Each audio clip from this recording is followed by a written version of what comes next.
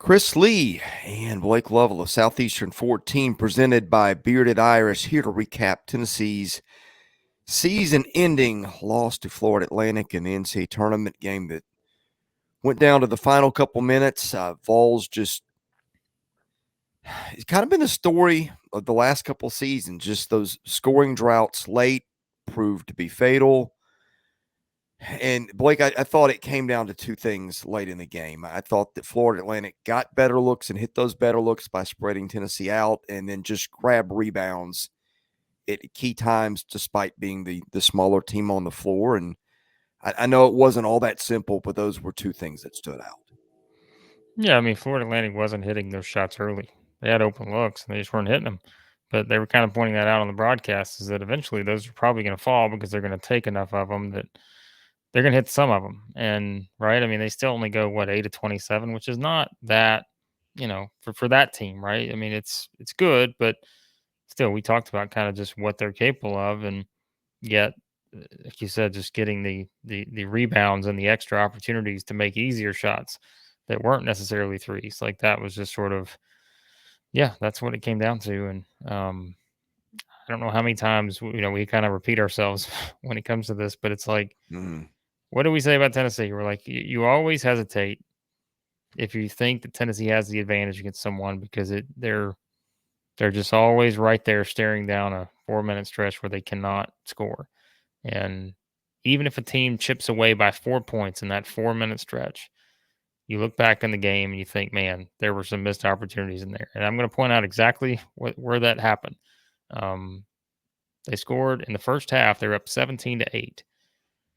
12:07 to go in the first half.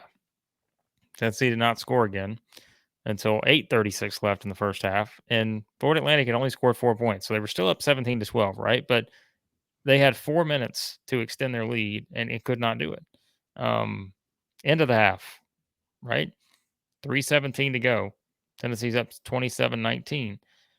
They don't score the rest of the half. Florida Atlantic only scores 3 points. But again, you see what I'm saying? Like that's the other team is even a small number in a game like this. You have that many stretches where you just cannot score. And then, of course, the second half, what was it? They got stuck on, I don't know. What did they get stuck on? Maybe it was 30 for a little while. Let's see. I'm looking here. Yeah, Tennessee 19-27. They hit a three to go up 30-24. Don't score again until about 16 and a half minutes left. So there's 3-minute stretch. And I know these are smaller things. Like they're not those huge 7-8 minute stretches, but those add up, right? And I just think you knew eventually if FAU got those looks, they were going to eventually start knocking some of them down. And they did. And Tennessee just, I mean, yeah, they just could not consistently put anything together on the offensive end of the floor. But that's the same thing we've been talking about for how long now, right? So, yeah, like again, I don't even know some of these. Like I'm looking now, Tennessee scored 12:52 to go in the game. They're up 39-33 at that point. They did not score again until 9:08 to go. So there's another almost 4 minutes, and by that point they're down 4. That's what I mean. Like there's just too many of those opportunities that they can give teams when they just cannot find points. And give FAU credit, they took advantage of it. Yeah, I mean, I felt like this was going to be what was written on Tennessee's tombstone. When it went out, it just we talked about it all year, not to belabor the point, but I just keep watching these SEC teams, and I'm just like, if I had one thing to tell the coaches, go recruit some shooters, man. I mean, I'm watching these teams that advance. We talked about it before the tournament, and maybe it's are shooters that hard to find. I don't know. You tell me. But well, I mean, this league was last in the country in 3-point shooting. Yeah, and we're sitting here now on the Thursday night of the Sweet 16, and there's one team in this league left. And I don't think it's a coincidence. It's probably one of the better shooting teams. Yes. And but they also play defense too. And so they have, Alabama has the ultimate combination with that. But yeah, I mean, we brought up the stat all year long. We just said, it's the SEC has ranked last, quite literally, the entire season in 3-point shooting. The league as a whole averages 32%. In conference games. They average 32%. That was last among conferences nationally. And we said you could attribute that to a lot of different factors. There's a lot of good defensive teams in the conference who just will guard, and they can be like Tennessee, and they push you out a little bit, and you don't get the easy looks. But it goes a little bit deeper than that. It's not just the defense. There's just not a lot of guys that have been able to consistently knock down shots from outside. And after Tennessee lost to Zakai Ziegler, we knew it was going to put more pressure on them offensively in every game they played in.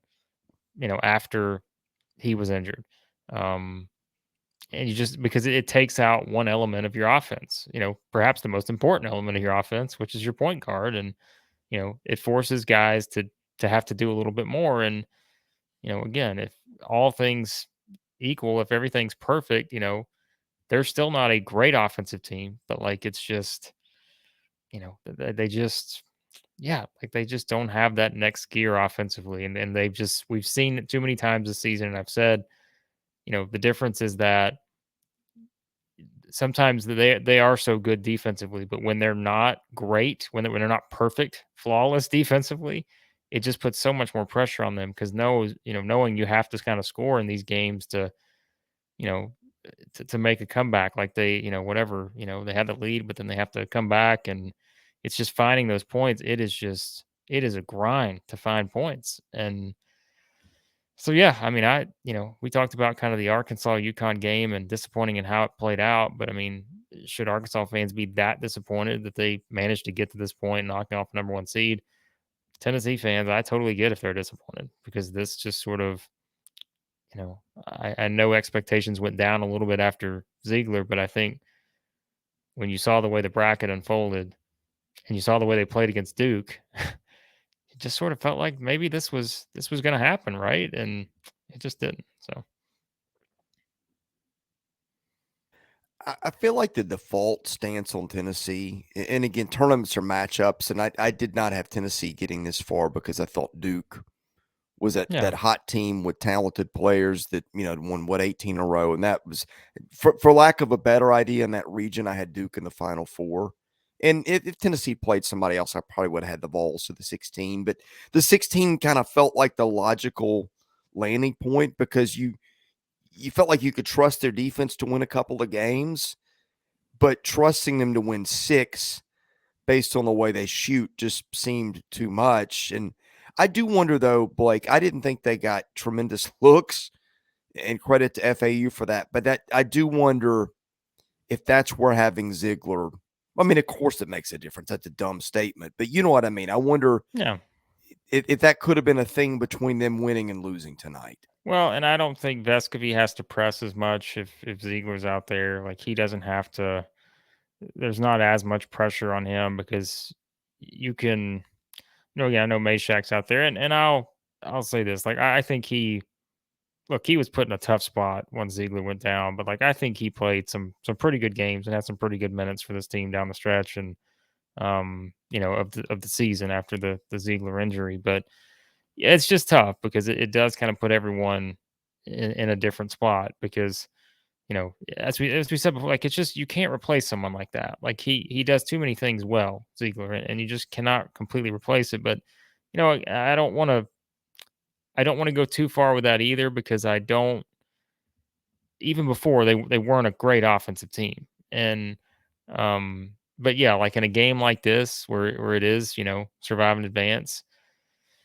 Yeah, you're right. Like I just didn't think they got a lot of good looks, but I do think you said it too. Like you have to give FAU credit for that as well. I mean, we talked about kind of their offensive capabilities. They were a team that got a large 37% of their points from three, and you just always knew that in this kind of matchup, if Tennessee found themselves trying to chase a team that can shoot the ball well, and it didn't ultimately play out that way because again they were 8 of 27, which that's still a decent number to hit, but it was just not going to be a good setup for a team that has had its challenges offensively like Tennessee has. And I mean, I texted to you, right? I said, you know, this game's ugly, but it's not ugly enough because this game had to be as ugly as could be if Tennessee was going to win. And Florida Atlantic had a few pretty stretches, and Tennessee did not. And I mean, it's just, you think about the 3 games they played in this tournament, right? 58-55 over Louisiana, 65-52 over Duke, now 62-55 Florida Atlantic. Like, these were the kind of games that Tennessee probably was going to have a chance in if they stayed in the 60s, high 50s. But, ultimately they just, they just, I mean, it's the same stuff. Because like I said, I feel like I'm saying the same thing, but it's just, we're repeating ourselves. Tennessee fans have seen it. They know. You saw the same issues in this game that you've seen in other games this season. And yeah, that's it. So.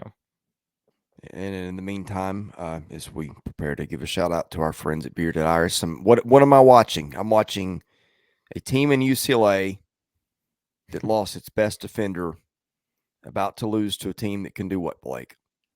That can go on this incredible scoring run that Gonzaga's gone on. Of course, they've been helped by UCLA, who has now gone 11 minutes without hitting a field goal. Oh, my So if you think goodness. Tennessee has had issues offensively, UCLA has not scored in 11 minutes with 2 minutes to go in the game. Think about that. And Tiger Campbell just missed a bunny, so I think it's in their heads now. Well, yeah, so that's more extreme than we've seen from Tennessee this season. But yeah, our friends at Bearded Iris, we appreciate them as always. Be sure you can check out in the description below. We've got all the details there on them. We had the live show there a couple weeks ago before the SEC tournament. I had a lot of fun with it. Great place in the Nashville area. You can check out. We can always say they are unapologetically themselves, which again is how we describe Chris here on the show. So that is Bearded Iris and their selection of great IPAs and such. And they've got a hard seltzer as well, I think is new there. So a lot of great stuff. We were at the Sylvan Supply location in Nashville. They've got another location, Germantown, around downtown. So you can check it out as well there. But check out all the details in the description below for our friends at Bearded Iris. And as always, we appreciate them sponsoring the channel here at Southeastern 14. I've been apologetically coughing my head off all week. I cannot wait to get this thing entirely through my system. But, yeah, I mean, I don't know what else we say about Tennessee. I hate it for Rick Barnes because it becomes the regular season Rick and all that stuff. But he's done such a good job of getting this program from where it was. Remember the chaos that he was left after, what happened with Bruce Pearl and then Donnie Tyndall. I say this constantly. I feel like if you can win consistently and win a lot consistently, which they do, that tends to get underrated. It was underrated for him at Texas. Again, nothing we haven't said before on the show before. I don't know what it looks like for them next year, but I feel like they'll be back. Yeah, I think it's just Tennessee fans we always say it's the hard discussion because it's, the success is there for the majority of the season, but it's just those stretches when it's just not been pretty. And I think, for me, it would be disappointing if you lose to Purdue as the number 1 seed in this game, but I think there's always going to be that aspect of seeing the bracket open up the way that it has. And just feeling like I think that's the thing that the fan base is having a hard time swallowing. Yeah, I was texting with a couple of buddies tonight, and that was the same thing going down the stretch where it looked like you don't get these opportunities often to where it's not often you get to the Sweet 16 and you beat a red hot Duke team. You finally feel like this is the year. Yeah. Yeah. I mean, from a projection standpoint, the projection was if you made it this far, you were going to be playing the number 1 seed probably. And the fact is that number 1 seed was not there, and it was the number 9 seed. Now, again, I'm saying that to tell you that I don't think anyone should take anything away from Florida Atlantic because I think it's clear at this point they're not your traditional 9 seed. Now, when you really look at the way they play, be a really, really good coach for somebody. I mean, think about this, and I know there are people on Twitter that have telling me that the NIT doesn't matter, but let's really think about this, okay? And I know Tennessee fans don't want to hear this because they're upset and frustrated, but I get it. I mean, Conference USA's top 3 teams now, Chris. Florida Atlantic is 34-3 now. They're in the Elite 8. North Texas is 29-7. They're in the NIT Final Four. UAB is 28-9. They're in the NIT Final Four. So the top 3 teams all have 28 plus wins in Conference USA, and they're all still playing for a shot to win a championship. um, that's pretty remarkable. And if you really think about it, the 3 things that I think they have in common, they all have playmakers, but they also have 3 pretty outstanding coaches. And I just think that, again, that's where the discussion's always going to come back to, is when, like you just said, it was the ultimate sort of setup for Tennessee where you felt like finally something was breaking their way. They proved it against Duke. This was, I mean, it felt like this was going to happen. Um, I just thought that they were going to put themselves in a position to be one game away from the Final Four. But I mean, I said it too. I said I always hesitate to say anything about picking Tennessee to win a game because it's just, that they are a 4-minute sequence in that game away from just looking like a team that, quite frankly, could lose to anybody. And they had too many of those stretches in this game against a good Florida Atlantic team that, as we always say, the teams that advance in this tournament are the ones that can completely, when given the opportunity, they take advantage of it. And when that, the opposition gives you that little tiny light that you can just kind of break through and make a run. Florida Atlantic did that. Tennessee could not do it. And that was the difference. So I understand the frustration for Tennessee fans. I really do. So Yeah, and as an aside, we talked about how we thought the Mountain West got a little too much grace in the selection process. The mid-major league, that in hindsight, and I guess it's easy to say, but I did watch UAB a little bit the other night. Conference USA was the mid-major league that deserved to get some bubble teams in more than the Mountain West, I think.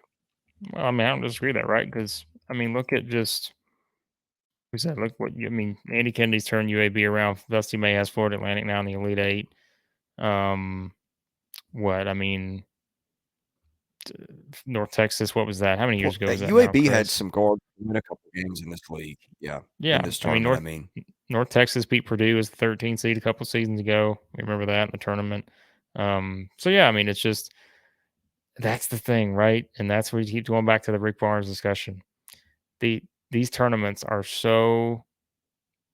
Why do we love the tournament? Because it's because of stuff like this, and we know it's going to happen every year. It's just who's it going to happen to, right? And unfortunately, like we said, right? It's been. I mean, look at a team like Purdue this year, but really look at the recent history too. And that's what that conversation's been had about Matt Painter before, right?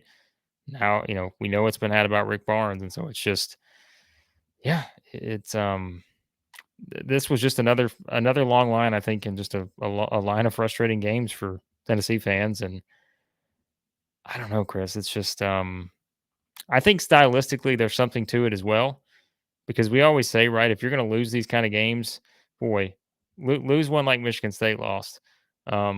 Not one like this, right? Like not one where you can't score. If you look at the games in Tennessee's lost this season, there are several of them where they just Kentucky 56 points, Florida 54 points, Kentucky 54 points.